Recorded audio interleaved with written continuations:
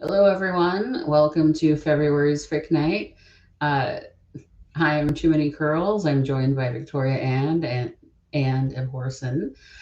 Tonight we're reading the first chapter of Little Talks, and I am going to get started here. Day one, or I watched you disappear.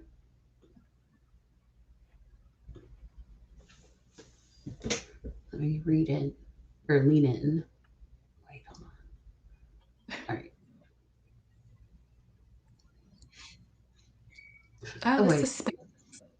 Before I get into this, do you say Victoire? Victoire, Yeah, how do you? Okay. Victoire. Because I've never done French like legitimately, so I have not either. All French things, pretty much. I text my brother and I say, "How do you pronounce this?" Because he at least knows it, sort of. all right. Um, when Victoire woke up from what she'd intended to be a short nap, she felt a little disoriented. That feeling did not alleviate when she sat up. The couch was the same, but there was a rug in front of it that she'd never seen before, and the throw blanket was a deep knitted blue, rather a fuzzy emerald that was a deep emerald blue rather than a fuzzy green, emerald green. Gazing around the rest of the room, she noticed other differences too. The TV mounted on the wall was bigger, and there was a framed picture of her with her boyfriend and their dog, Rowena, on the side table next to her that she didn't remember being there before. What the fuck, she said out loud. Then she heard her phone go off, and she snatched it up off the hardwood floor. She hadn't thought she plugged it in, but maybe her boyfriend had done it before he'd run out, and at least it hadn't changed the picture that showed up as the familiar one of her with Gallagher that it had been for several months, and the ringtone was still his. Hello, she said. There was a slightly strangled sob on the other side of the phone, and her heart started to race. Vic, was that you? Yes, of course it's me. Who else would it be? Are you okay? He said something, but she couldn't make it out through the sob. Gee, what's wrong? Are you okay? She heard him suck in a deep breath. When he spoke again, his voice was unsteady, but it was at least intelligible. Yeah, I'm fine. Are you in the apartment? Yes, but stay there. Please don't leave. Okay, but what happened? Why is the apartment different? Where's Ro? He was crying again. I hold on. I'll be there soon. We'll be there. I mean, she's with me. She asked what was going on again, but he seemed much more focused on asking about how she felt, if she was sure she was okay, if she remembered when she'd last seen him, if she knew what day it was, what she did remember. By the time she heard the key lock, she was starting to panic. And when the door swung open, she realized that something was very, very wrong. Her phone clattered onto the rug as they stared at each other. She knew that this was Gallagher, and she knew the dog straining at the leash was Rowena, but his hair was a little longer than she remembered, and his clothes were different, and Roe was definitely older than a year and a half. He dropped the leash, and the Sheltie raced across the floor and clambered up onto her lap. Hi, she said, pulling back and giggling as the dog tried to lick her face despite the growing sense of unease building up in her. Rose, stop. She glanced back up as Gallagher reached up to take the wireless earbuds out of his ears. When had he even gotten those? And tossed them on the floor. There were still tears streaming down his face, and he was staring at her like it had been years since he'd last seen her, rather than a few hours. He hesitated before coming closer. Vic, I. It's me. I know I can explain. I know it's you, she said impatiently. For fuck's sake, how could I not know it's you? What happened? What's wrong? He kicked the door shut behind him, closed the gap between them, and pulled her into his arms. Ro, move, he said, nudging the dog. She gave him a very reproachful look, but got off Victoire's lap to lay down on the other side of the couch, chin still on Victoire's leg. He reached over to pat her on the head. Good girl. The fur right behind Rowena's ears was as soft as Victoire remembered. At least that hadn't changed. Oh my fucking god, Vic, Gallagher said, and she looked back at him. I thought I might never see you again. Why? What happened? Are you okay? I'm fine, Vic, he choked out, throwing his arms around her again. You were the one who. I can't breathe, she managed to get out. His hold on her loosened a little. Her heart did not stop hammering.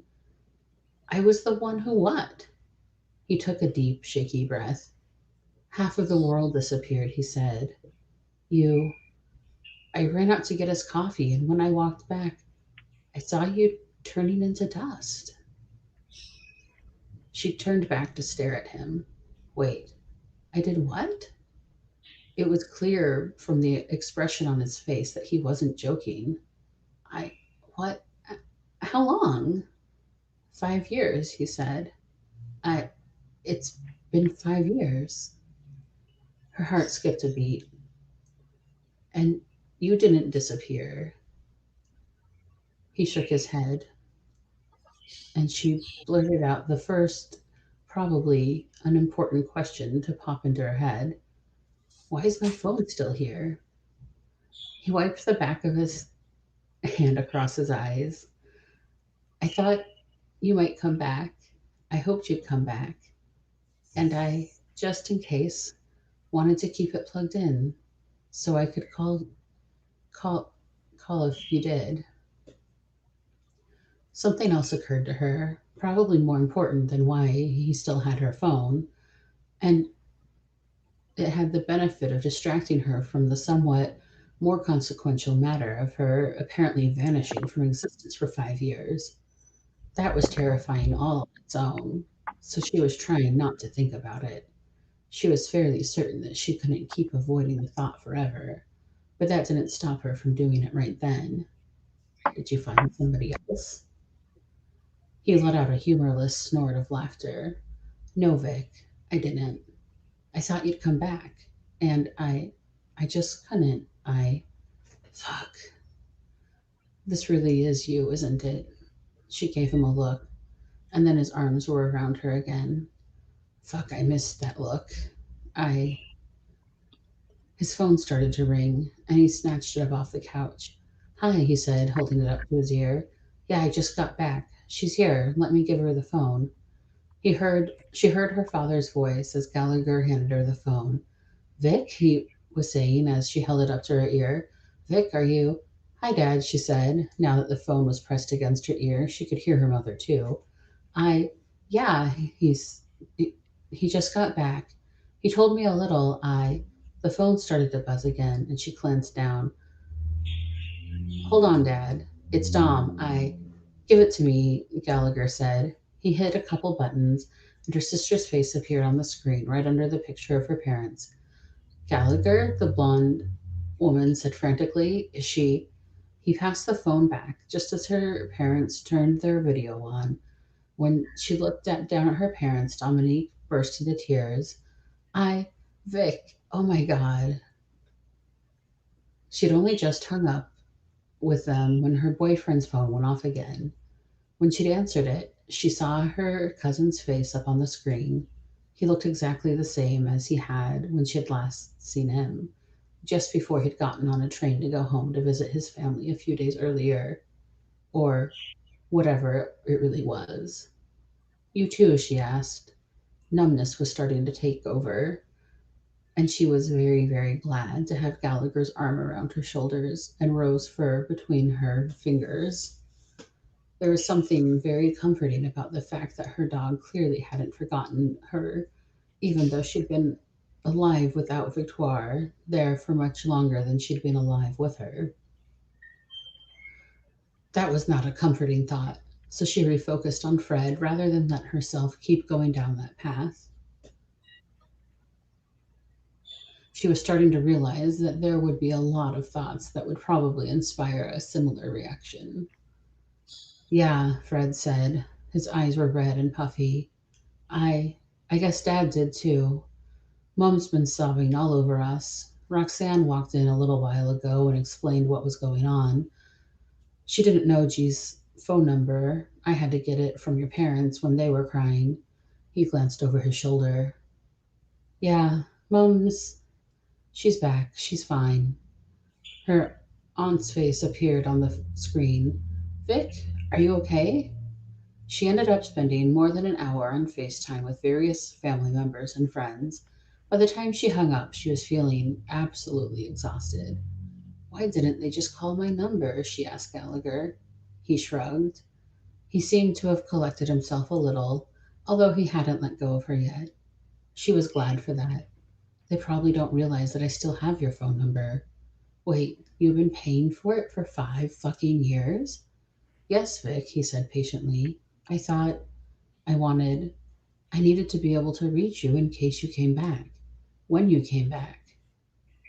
His hands were all over her again, running up her side, trailing down her face, twining through her hair. Then he stopped. I wait. Is this okay? It's fine if it's not.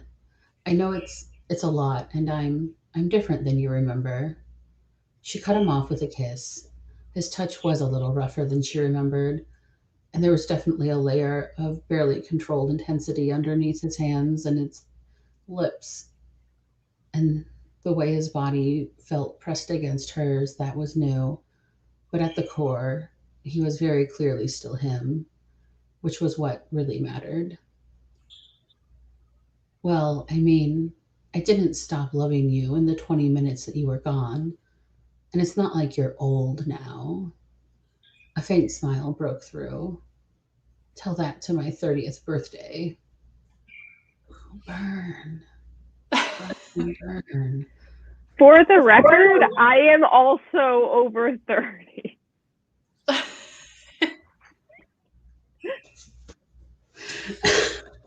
Time is an illusion.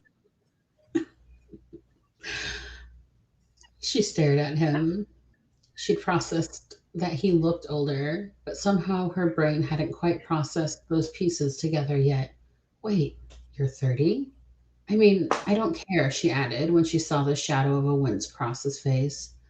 Oh my God, gee, no, not like that. Just, she wasn't sure how to organize her thoughts beyond just being surprised rather than carrying in some deeper way. So she went to something a little more straightforward. Why didn't you move on? I'm assuming because of the phone, because it's okay if you did. He cut her off. I didn't. I didn't even try. It was just, he trailed off. What? He took a deep, shaky breath.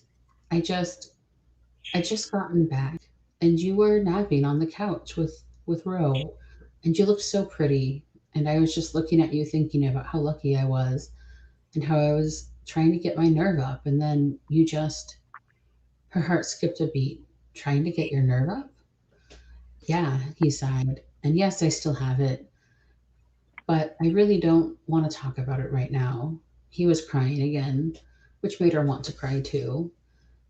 She really couldn't deal with what happened to her, but she was starting to process what happened to him, and it was enough to break something inside her all on its own. It was, I was thinking that, and then you started to just turn to dust. And I tried to grab you, and my hands just went through you. He tried to smile and failed. So yeah, it was just too much. That doesn't mean you have to. Fuck, Vic. I'm not who I was when you disappeared. It's been a hard few years. I don't even know if you still like me. She blinked back tears.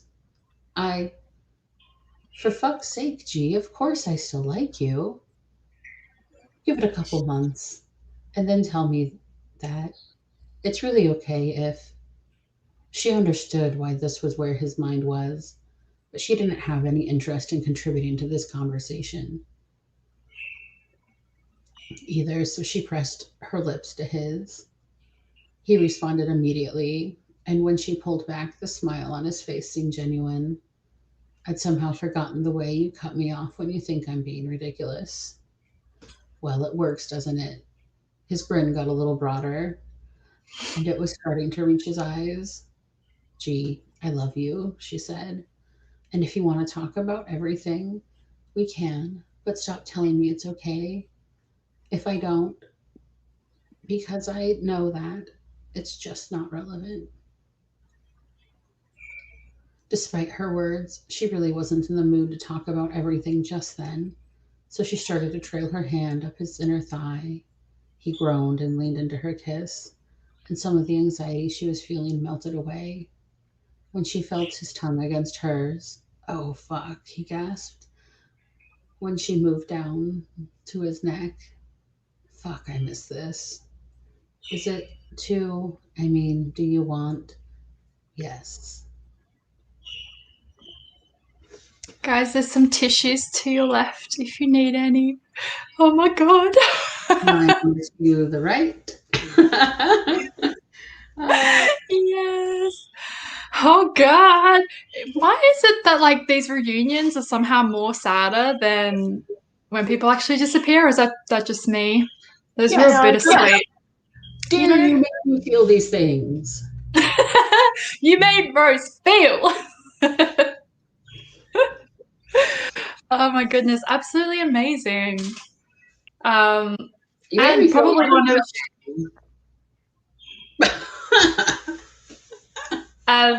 one of the first MCU stories that we have on the archives now.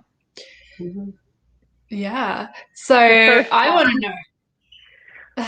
Yeah. So I want to know what made you think about mashing these two universes together? Um, I think mostly because I've become like physically incapable of writing not this couple. So and it's just like, oh well, this, and obviously like I'm watching MCU stuff, like I'm binging the movies and I'm rewatching WandaVision like 30 times to see what the hell I missed the first like 10 times. Um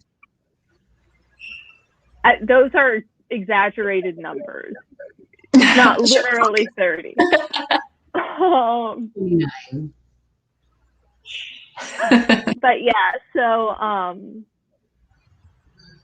I guess that was my brain was MCU, and also my muse was like, but remember how you're not actually capable of writing not this couple? And so my path forward was clear. I like how you explained the how everybody still had their cell phones bit, because as I was watching the movies, I had that reaction like, how do they still have their cell phones in service? They just had someone paying the bill the whole time.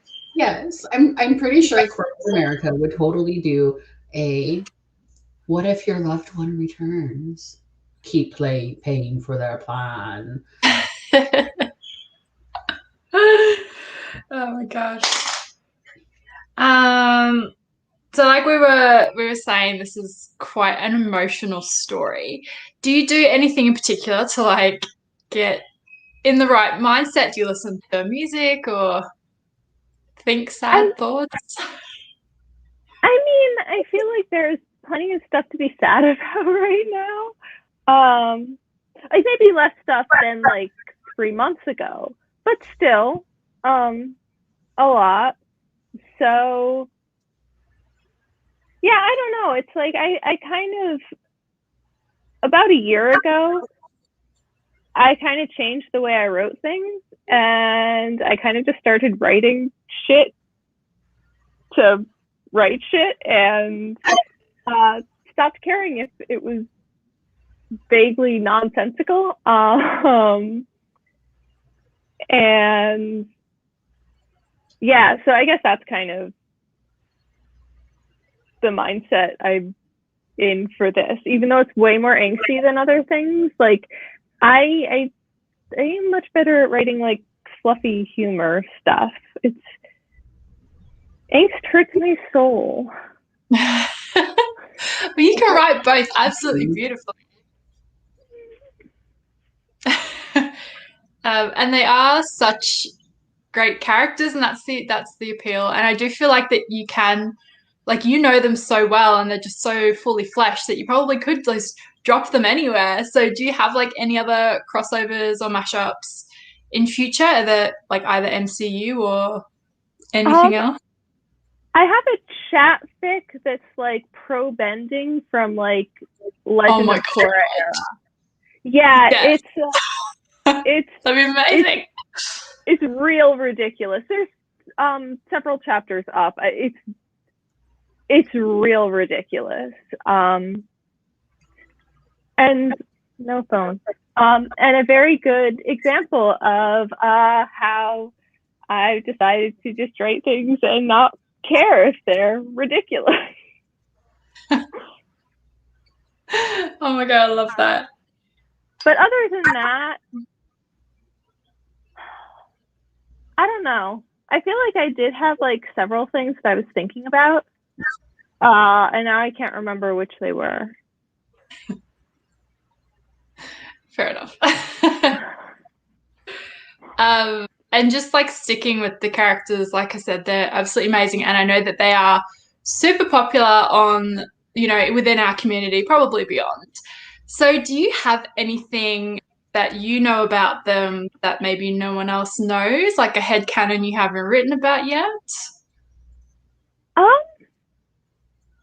not, I mean, I feel like yes, but I can't think of it right now. It'll probably come to me like at the end of the conversation, and I'll be like, speaking of that thing we were talking of, not right now. And then that'll be at another moment of how to tell us you have ADHD without telling us you have ADHD, which this also was. So there's that. But I think one thing that is built up in my brain much more than it's built up in any fic, although it is kind of touched on more in some of the Muggle I use, is just his relationship with his family. Because he has, you know, a lot of siblings. He has 5 siblings, and there's just a lot more about his relationship with them, especially his oldest brother, which definitely does come up in the Muggle AUs. Yeah. And also, like, in another example of me saying, I don't care, I'm just going to write something ridiculous.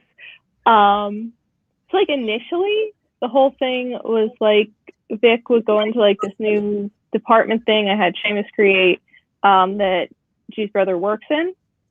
And she would do that, and that was just, like, the thing. But then I was kind of like, I don't know. Then I was like, okay, well, that doesn't really work in Muggle AUs. So where do I want to take it instead? And I was like, zoonotic diseases. That's where I want to take it instead. Not because of the pandemic. I loved them before the pandemic. See? Oh, this is COVID, so it's not the best I've loved example. saying that. Spanish flu. Here's a good example. Amazing. Sorry. But so now that's kind of a thing. So there's definitely also more backstory about like where her relationship with some of his siblings is going to go. Not in a bad way for any of it, just in a way. Yeah. I'm not sure I answered that question, but I think I'm comfortable with what I said. You gave an answer.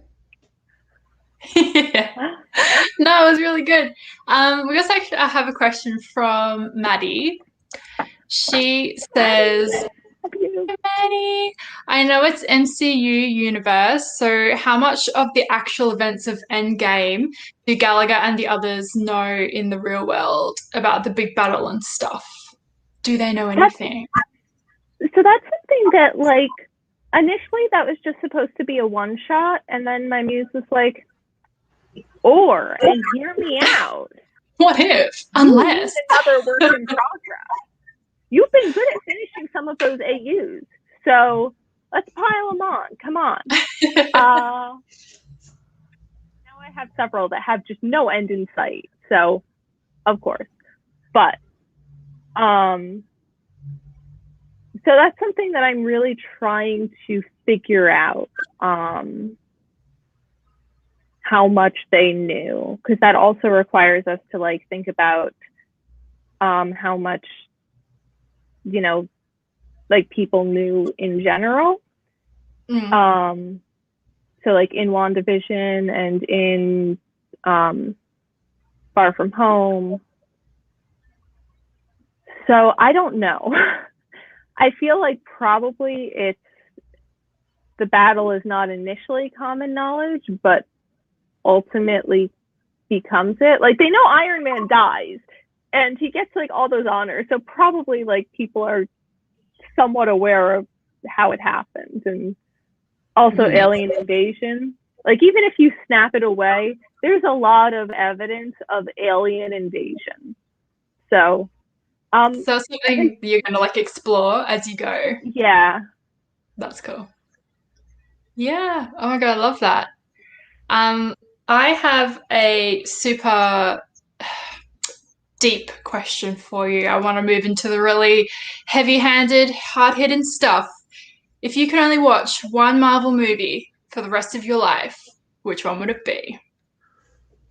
I warned you.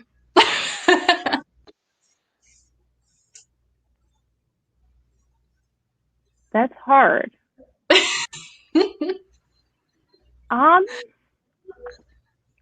Probably Ragnarok. I do love that's a very good choice. I love Thor. Like, Thor is great. Thor is just my favorite. Yeah. And it gives you this great it gives you this great mixture of like humor, but also these amazing action scenes, and what a film. And then there's like the actual redemption arc for Loki, and like I appreciate a genuine redemption arc. Like, did he redeem though? Yes. Well, maybe we shouldn't have that argument on Fic Night. This is a different topic. Okay, we're getting in too deep now. We'll organize this chat for another time. Going back to what we were like, because Catherine has a question for you as well, about what wizards and witches know. Any thoughts about how MCU powers and magic coexist, or are you waiting for that to set up camp in your brain? That is actually something I've really been thinking about with this fic. Again, it was intended to just be a one-shot Muggle AU, except whatever. But at this point, it's like I am thinking about,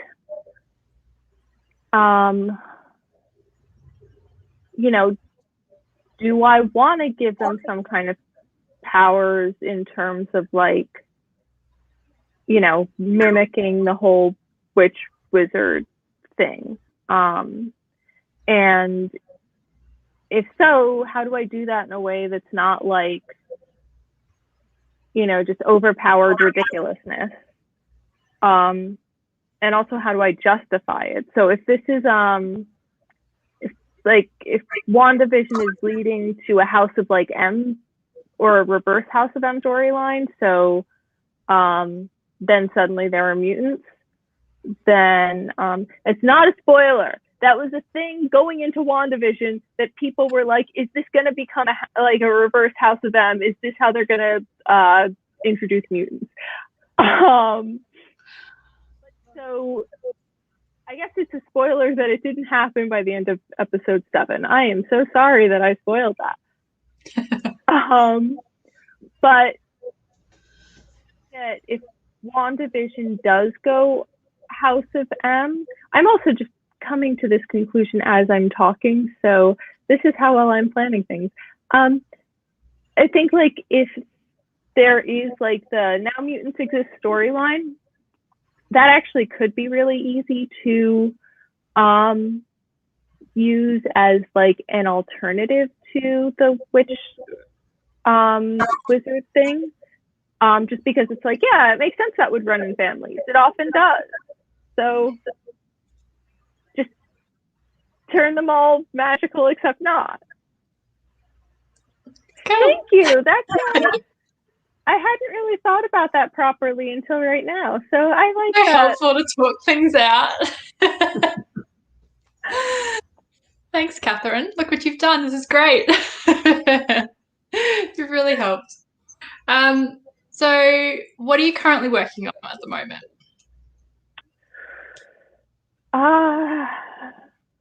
A paper about avian influenza. Oh, not that. Wait, but tell us more. Although that could be fun. I have an interesting definition of the word fun. So I acknowledge that. Anyway, what was I saying? What you're working? Yeah. How to tell us you have ADHD without telling us you have ADHD. So I think right now I have a couple fics that are very close to done. For the like fics, like I think I am calling everything else. Well, if I get to that eventually, fine, cool, I guess. But I think that like there are a couple that I really want to finish up because really it's like another like 1,000 words of writing. I've just been putting it off for like a month or two. Give or take like 2,000 or 3,000 words, but you know, whatever. So that's a thing. One thing I actually have been pretty decent about with like all of the AUs is that they haven't been super, super long. So I've actually been like finishing them, which is shocking. So yeah, I think I want to finish certainly the one that was like my holiday gift to Lo, probably corgis, because that's their team name in the Avatar pro bending fic. They are the rarely defeated corgis because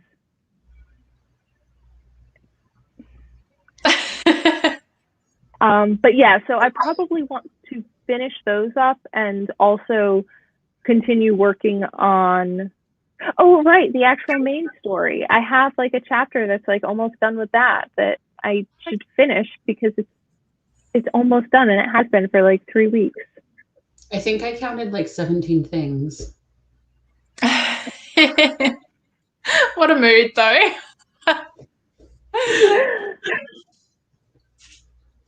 Oh, amazing. Roman, thank you for letting us read and discuss your story. This has been so much fun. Do you have any final things that you wanted to add before we wrap up? I don't think, I mean, like, thank you everybody for like reviewing them during the review events, which we should also do a live stream for, just telling people how that went because it was insane. Spoiler, in a good way. But yeah, I think like, yeah, thanks everybody for your support and stuff.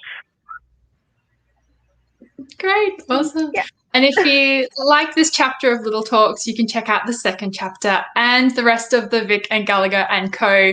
universe at fanfictalk.com/archive. It's all under Abortion's author page. Well, thanks so much for joining us. It was really fun to have a couple of you join us live. That series, has a new title. It's now called Shenanigans and Beyond, because that's what Chris said in Ridiculous Review. Like, I'm not saying that Chris is ridiculous, just like sometimes reviews are intentionally like, okay, I'm just gonna have words on it. So anyway, yeah. Sorry. Brilliant. There you go, Shenanigans and Beyond. Check it out. Thanks so much, guys, and we'll see you next month. All right. Bye, everyone. Bye.